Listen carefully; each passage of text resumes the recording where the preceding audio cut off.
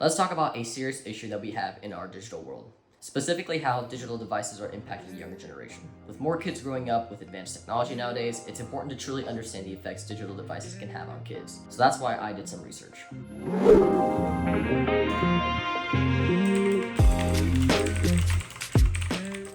After surfing through numerous medical articles regarding this issue, let's just say there's a lot.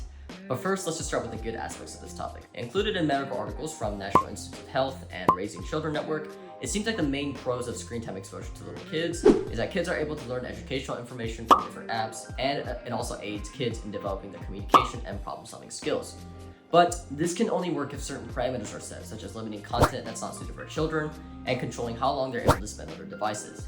But what if these parameters aren't set? Which brings me to the flip side of this topic. When parents give their children electronic devices, kids tend to build an addiction to this device, as it's fun and very easy to use. So with extensive amounts of exposure to these digital devices, nothing good can come out of it. Let me just list a few issues here.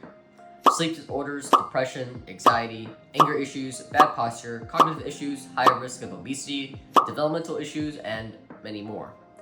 Kids also just don't build an addiction to their devices, but rather the content they see. So when kids are given electronics, it is critical for parents to monitor the screen time and what their children are watching. Now, exposure for digital devices isn't the only problem here. It's the influence social media has on these children. A lot of preteens and young teens we see today are processing hundreds of videos that they see on social media, such as TikTok, Instagram, and YouTube. And now, with these social media platforms, it comes with trends, and a lot of them. Now, trends themselves seem pretty harmless, but it influences kids in a lot of different ways that we may or may not notice. As more and more kids are being introduced to social media, they get under the impression that they have to follow trends that they see on the platforms to seem cool and to avoid being judged or bullied by their peers. Some examples of this are kids wearing certain name brand clothing such as Nike or Lululemon, which are all very expensive by the way. Now, some kids also follow trends based on much older social media influencers. These influencers are like a role model and example for kids. You can see a lot of this with girls in beauty stores buying makeup and skincare products they don't need at their age.